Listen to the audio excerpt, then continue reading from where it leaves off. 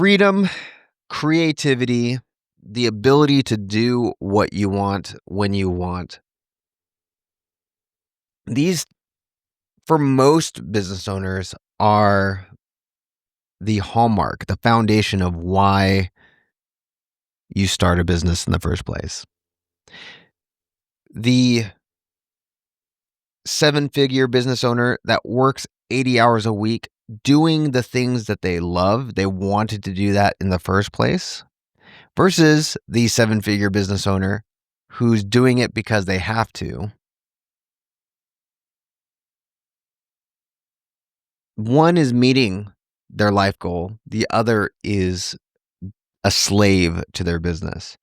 The five-figure business owner, five-figure per year business owner who is living their life the way they wanted to live, loving it, is far more happy and meeting the goals that they set out, creating this whole thing in the first place, than the 8-figure, 9-figure business owner who hates waking up because they're stuck.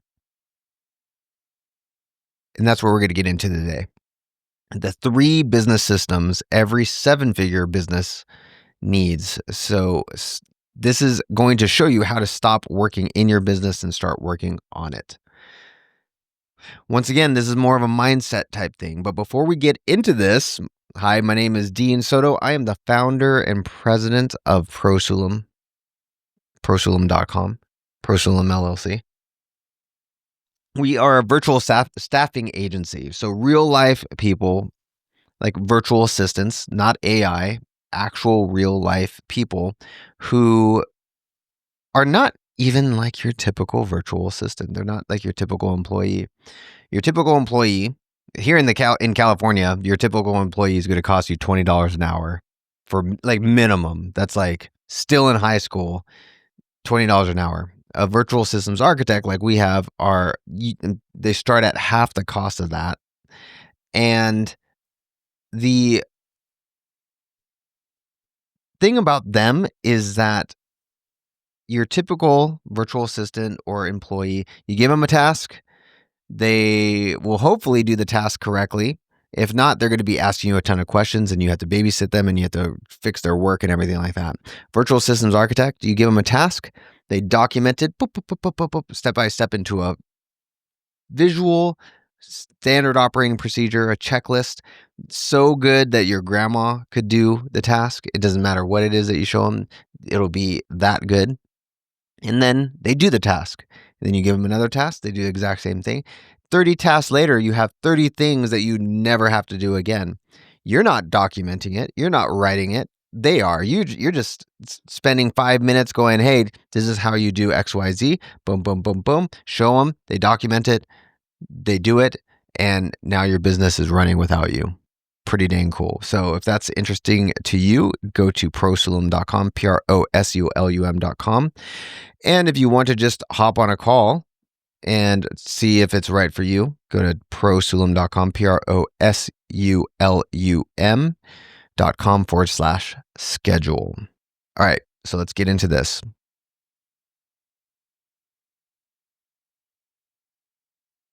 When I first started, I was working in aerospace and I started an IT business.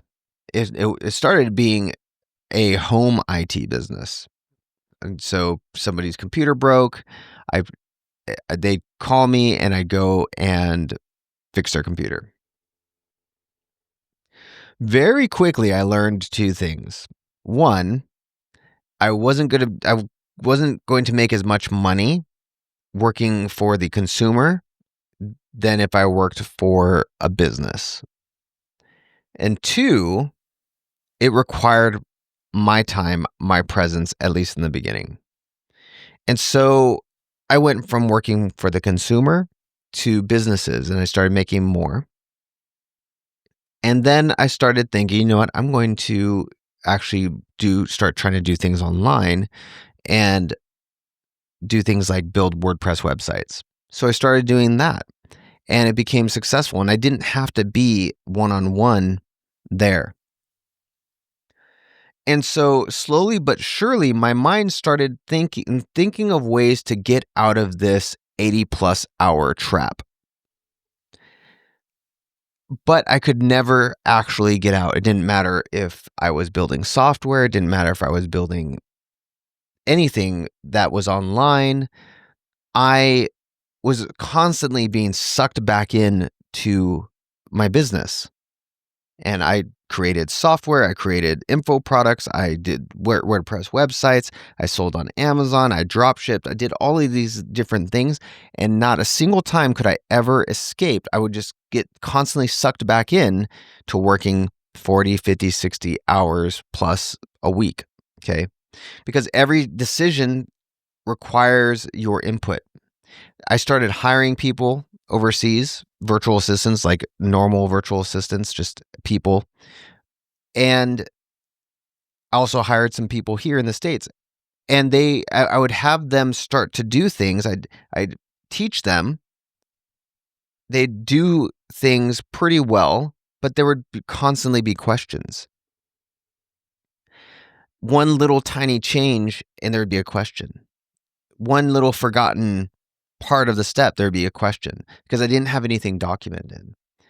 And I started to dread things like taking vacations. I started to dread things like if my family needed something because now my revenue would start going down, or I'd come back to a pile of things that I needed to do. And here, obviously, I built a job and not a business. Okay. One of the people who I learned how to develop systems from is a guy named Sam Carpenter. And he is the author of Work the System, the book Work the System. And I believe you can still get it for free at workthesystem.com. But here's the thing. Most business owners experience the world as a complex swirling mass with endless fire killing. Okay. I know for me, when I was selling on Amazon, let's just say, when I was drop shipping, I had to find suppliers. I had to contact suppliers. I had to give them my financial information. I had to look through their catalog. I had to list product on Amazon. When somebody bought, I had to fulfill the product. Even if I had an automated way of doing it, I had to do quality control on it. I had to do customer service after the product was shipped. There were times where I had to even get on the phone to let a customer know that it's going to take a little while. I don't think Amazon actually allows you to do that anymore, getting on the phone. But just in that, I had already listed out 10 things. And in my mind, I'm thinking that this is all just one thing. There's 10 things there, but it's all part of this one big thing of Amazon dropshipping. Same thing with information products. And the thing is that just like a car, yeah, you have one car. But on that car, you have wheels and you have an engine and you have your lighting system and you have your power steering system and you have all these different systems. And these systems, if you perfect each little system, let's say your wheel, like your wheels, you have the axle, you have the lug nuts, you have I'm not a car guy, but you have the hubcaps where the rims where the tire actually goes onto the rim, and the rim is attached to, the axles and all other stuff, right? There's a system that whole wheel is a part of, and there are subsystems that are smaller parts of that system as a whole. And the more that you can start to see these things into these little subsystems, for example, your lead generation might be something like you have Twitter, LinkedIn, Instagram, and YouTube. Your YouTube portion of your lead generation might have subsystems such as OBS. I record on OBS right now. So recording the video, and then where to store the video. Then you might have something like Zapier or make.com or something like that that takes that video and sends it to Alphonic or something else that to process the sound on the video.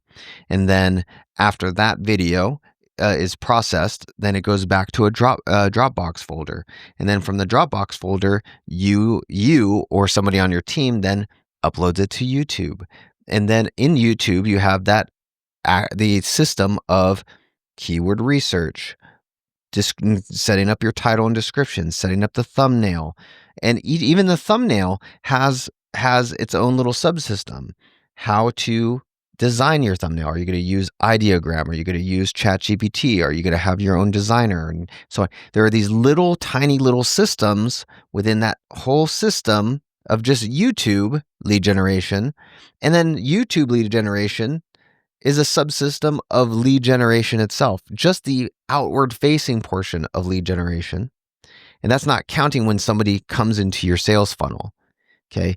So you can see that there are little systems. Hiring people doesn't solve it. Okay. When you are just seeing things as this whole glob of stuff, you start to just fix the same problems repeatedly.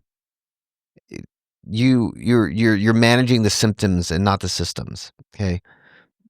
It's not about how fast you can move your video from being processed to YouTube. It's not about creating a video and showing somebody how to do it and hoping that they just rewind that video every time and they look at that video every time. No, it needs to be a documented process. Technology won't save you either, because Zapier and Make and so on can only do certain things. The machinery behind your results is these documented step-by-step systems that your team can follow. Okay. The leader doesn't see the less than perfect internal mechanisms that are producing the bad results. Okay. These are the subsystems. Okay. These are the subsystems that you have to start seeing. Even this keyboard is a system, but then you have the little subsystems. Each key has a little thing that when you press it, it'll do something. Then you have these subsystems of the mail key and the PC on and off key and the home key and setting up these little things. You have the on and off. These are tiny little subsystems that are part of this whole keyboard. You have to start seeing things in these granular little smaller systems. Okay. So how to go from firefighter to systems architect? One, you have to stop reacting to problems. Okay. When a problem comes, that is your time to be proactive. Write down what broke, what happened. Okay. And if you don't know what happened, lead generation system, something went wrong. That's it. YouTube video took a week longer than expected. And start writing out the things that are happening. Because you need to start training your brain to see that entire system, there's something in that system that is wrong. There's something that's in that system that's not working. Okay. Because then when you know the ins and out of that system, as you start to look closer and closer and closer, that's when you can start giving those pieces to other people. You start designing solutions. You see your business as interconnected systems. And this is how Marcus Lemonis from The Prophet is able to do his 3 Ps, the people, process, and product, okay? You have people who are in the right roles, right? But the only way you can really do that is by knowing the process. You have efficient operations. If you know the process of each part of your business, then you can put people in those roles. Your lead generation process, do you need someone specific to YouTube? Do you need somebody that is specific to Instagram? And so on and so forth. Maybe, maybe not. How complex are the systems? How much ROI are you getting from each one of these things? Is it worth it having multiple people on your social media lead generation marketing team? You're not going to know that until you understand each part of the system. And then when you understand each part of the system, you know what parts AI can take over, what parts automation can take over, and so on and so forth.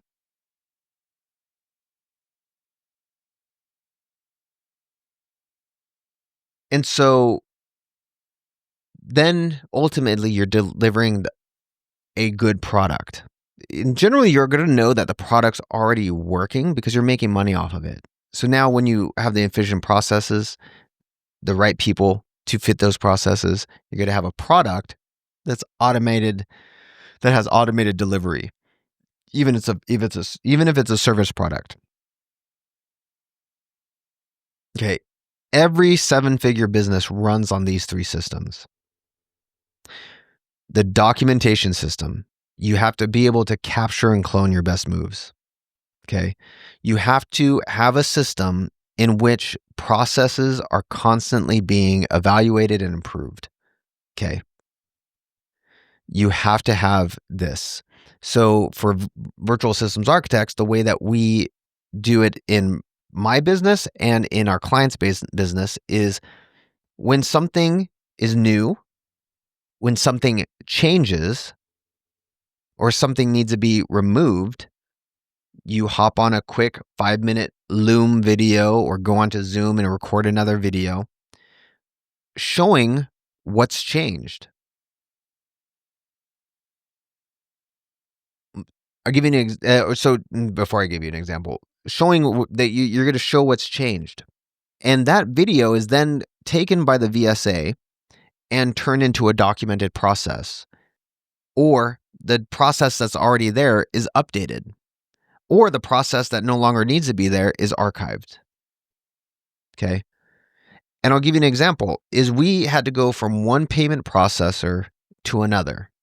That's a huge jump to go, and it's a sensitive jump because things could go really bad really quickly when you're going from one payment processor to the next. And so how did we do that? Well, it was through video. It was, okay, here's how you log into our new payment processor. Here's how you migrate from the old payment processor, the customer from the old payment processor to the new one. This is how you, and these are all separate processes, all separate steps, all separate documents, separate coded documents. Like for example, it might be 4.01, 4.02, 4. And these are separate processes. And it'd be something to the effect of, this is how you process a cancellation. This is how you move. This is how you move billing dates. This is this next process is how you set up a new payment link. This next process is how you send the customer a portal link where they can update their credit card. And it's just step by step. And for me, it takes 2 minutes, 3 minutes, 5 minutes. And then that document gets documented by the virtual systems architect, which could take an hour, 2 hours. I don't know. It's not me doing it. I'm the captain leading the ship, right?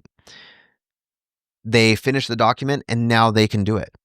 We didn't have a single hiccup moving from one payment processor to the next because everything was already documented as things were transitioning, as we were moving from one client to the next. Even if there was a hiccup, it was so small that it didn't cost any money, didn't drop any revenue. Okay, that's the power of doing this type of system. The delegation system. This can only truly happen when you have things documented. Okay, once you have the process documented, just like Marcus Lemonis, you have the process, then you have the people. I know he says people, process, and profit, or in product. That's just because it sounds better. Once you have the process, then you could put the people in place. And then you have the actual revenue system, which is your lead generation, your onboarding, all that other stuff. This is where you make money while you sleep. Okay. But you can't have 2 and 3 without having number 1. These systems are what save a massive amount of time, or they are generating revenue automatically. Okay. So your documentation system, everything that repeats, you need a document. This is where you clone your best moves. This is your single source of truth. Okay, this is boring stuff. But it's not boring when you go from working 40 hours a week on a couple of tasks that you know are mundane and it sucks and you can't be the captain of your ship. You can no longer be creative. You can no longer do the things you want to do. You go from that to creating a couple videos, having your virtual systems architect or your employee or whatever document them into a repeatable process, tell them to do it, and now you're doing 5 hours of mundane work because of what you showed them instead of 40 hours a week. And now you have 35 hours a week freed up to be creative, to be a leader, to do what you want to do. That's pretty exciting. Yeah, it's boring stuff, but it's exciting when you see the results. This is where you turn the tribal knowledge into transferable systems. Okay. You build once and then you use forever. You can reduce your training time, which we'll talk about in the people portion, by 80% because what do you need to train? You just say your team or you could just go and say, oh, yeah, you need to do XYZ. Yeah, here you go. Here's the document for that. No more, how do I do this? What do you mean by this? How does this work? That's how powerful that is. What gets documented then gets delegated. You can document your customer or onboarding process, your sales script, your quality control, your standard, every procedure that you have. The cool thing is when you video how you do the things in the first place, or how if you have your team member video how they do whatever it is in the first place, this is how they can delegate to their colleagues. They can delegate to their subordinates. You end a lot of the back and forth. You end a lot of the chaos, and your team executes like you, but without you. Right? So that's how the delegation system becomes formed, is through the documentation. You're able to put the right people in the right roles. If you have a virtual systems architect, they already are doing this by nature. So anything you show them, they're going to be documenting and then they're going to be doing, and that's freaking awesome. Then from there, you can actually start figuring out what can be automated with AI and having that AI and human combination. And then you have your automated workflows. Like you have AI doing things that and making decisions in certain areas and then passing it over to your VSA or to your employee and back and forth and things like that. It's crazy. It's so cool what you can do. The customer is not number 1 to me. They're number 2 right behind the employee. So when you have happy employees, you're going to have happy customers. When you have employees that are able to do their jobs, it's freaking awesome. You have, you're able, once you have the process, you're able to build these automated systems that support your virtual assistants, your VSAs, your employees. And then you have your core team of like CEO, your C-suite team. And then you have you being able to be the captain of your ship, giving the vision, growing.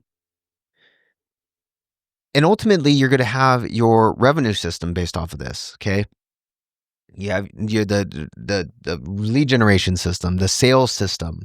Like for me, my lead generation, I have YouTube, I have LinkedIn, uh, I have X.com, and they then get into one. So that's all happening.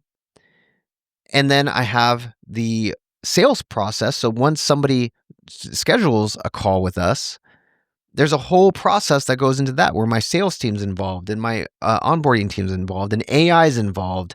And that system works on its own. And then the delivery, the onboarding team gets involved and the HR team gets involved.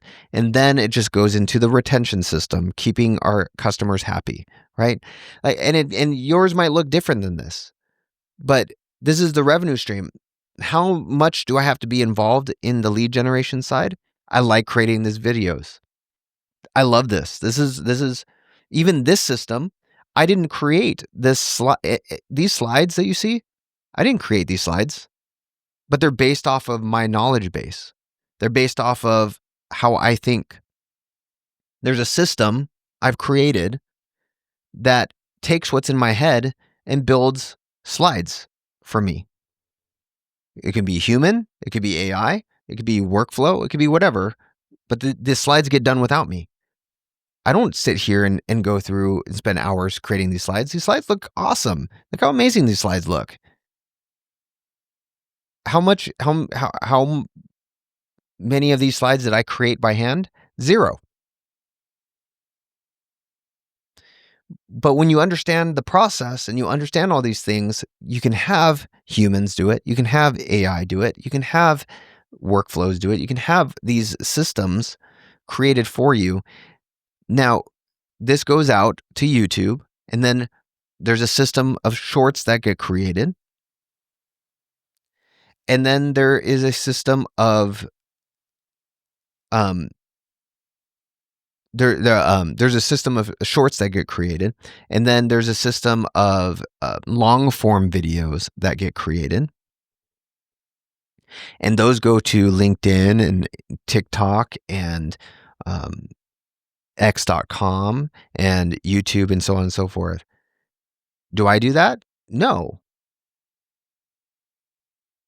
And so while I'm doing other things, that's all going and doing what I needed to do.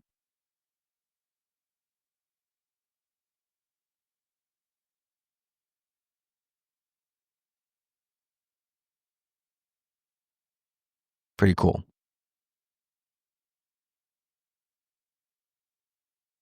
Revenue flows whether you're working or not when you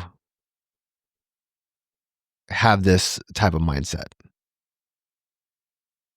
You have your lead generation, which is the automatic prospecting. You have your sales process, which is the documented scripts and follow-up process, like all your sales team, the delivery, and then you have the retention, automated check-ins, expansion opportunities, and so on.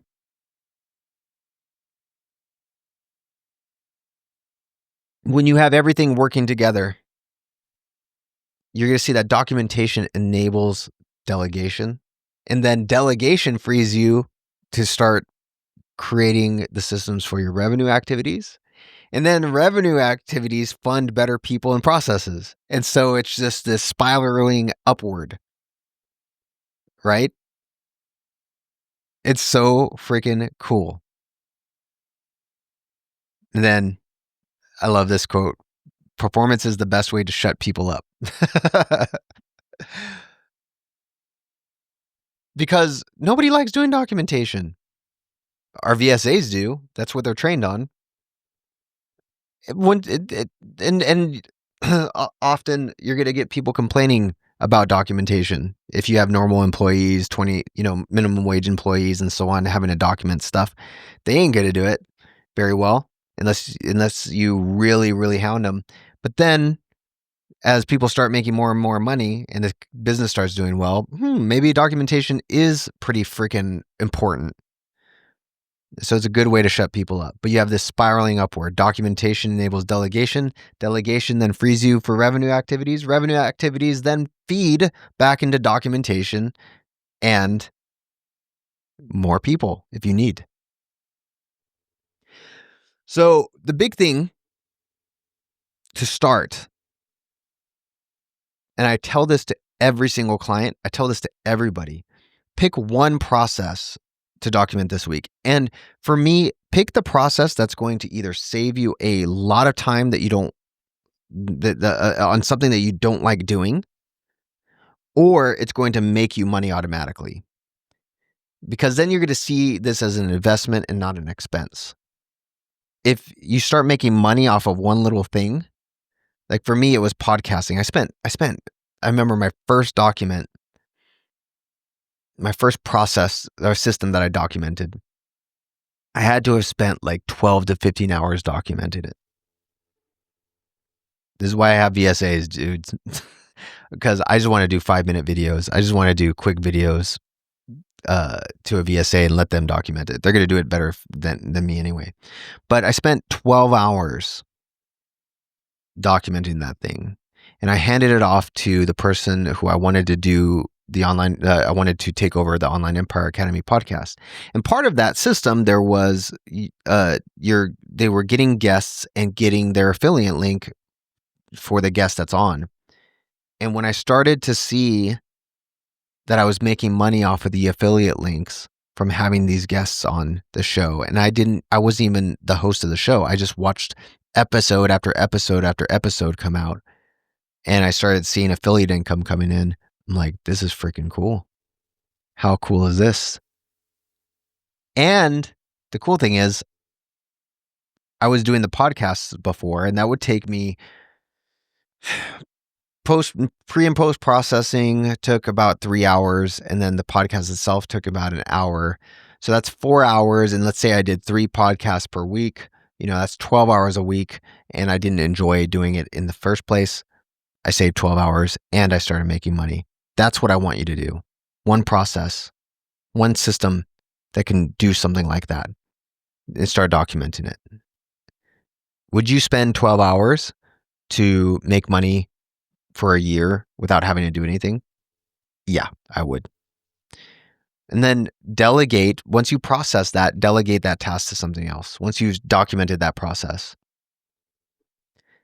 And set up one automated sequence.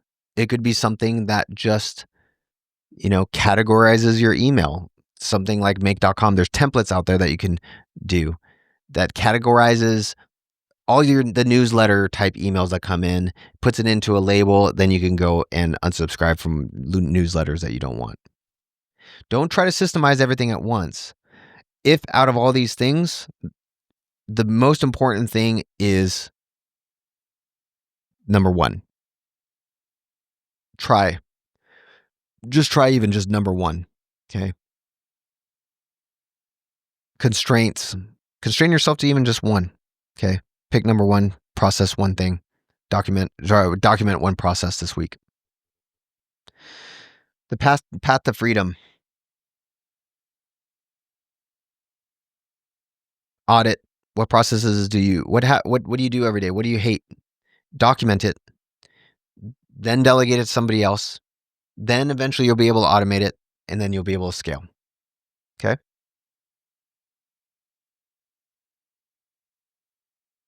And ultimately, if you want the easy cheat code way of doing it, do you want the fast, easy way of doing it?